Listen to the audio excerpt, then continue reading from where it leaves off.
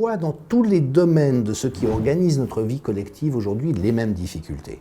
C'est que les États n'ont plus les moyens de prendre des décisions, tellement elles sont infiltrées par les lobbies et corsetées par des accords internationaux qui font que de toute manière on va dans une direction qui est imposée aux populations. Les hommes politiques et les femmes politiques ne sont plus des décideurs, ce sont des exécutants d'un agenda politique qui est décidé à une complètement autre échelle.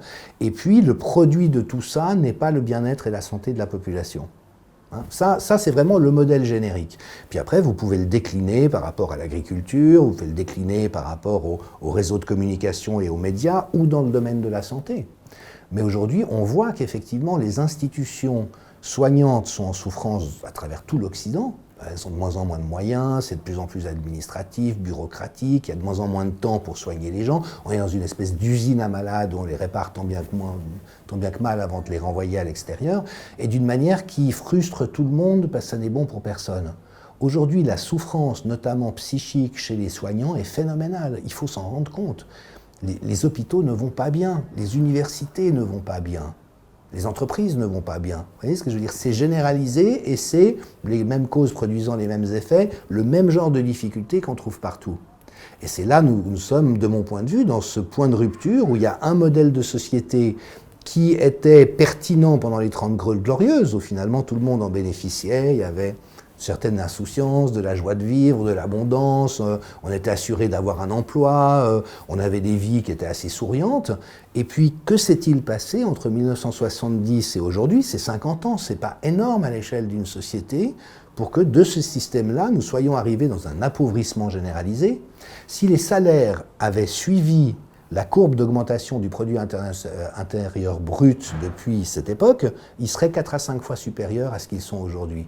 Donc tout le monde s'est appauvri, la classe moyenne est laminée, les métiers ont disparu, remplacés par des emplois, par des activités comme ça très robotisées. Vous êtes là pour remplir un cahier des charges, mais il n'y a plus cette conception noble du métier. Le temps moyen de consultation remboursé par la sécurité sociale en France pour un médecin est de 13 minutes. 13 minutes pour rencontrer un patient, discuter avec lui. Vous voyez? Donc on est en train de priver des gens, finalement, des conditions d'exercice de leur métier dans des conditions décentes. Et ça, ça entraîne de la destruction partout où on regarde. Tout est calculé en fonction de l'utilité, de l'efficacité et des coûts. Et on ne paramètre plus du tout ce qui est constitutif de notre vie ensemble sur des valeurs humaines et sur ce qui fait du bien à notre humanité.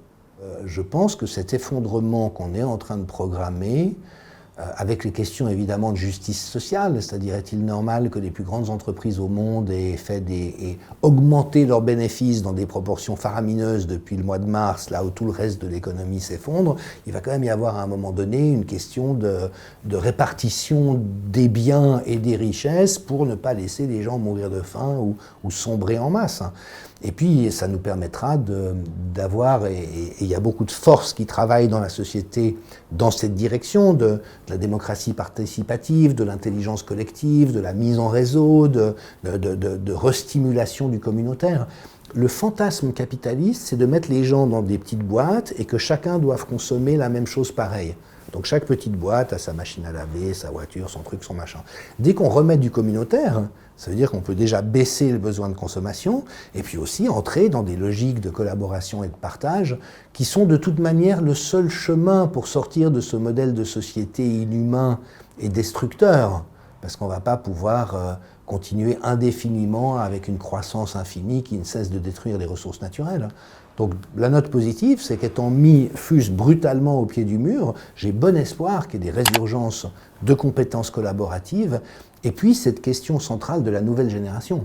Les moins de 35 ans ne croient plus du tout à la politique telle qu'elle existe, ils s'en désintéressent complètement, c'est une perte de temps, c'est des guignols, les décisions qu'ils prennent de toute manière n'ont aucun effet. Donc cette génération, à un moment donné, elle va en avoir marre de subir les décisions des plus de 35 ans, et puis elle va prendre le pouvoir. Comment? Pourquoi? On est tous ignorants de ces choses-là, mais ça sera passionnant à observer.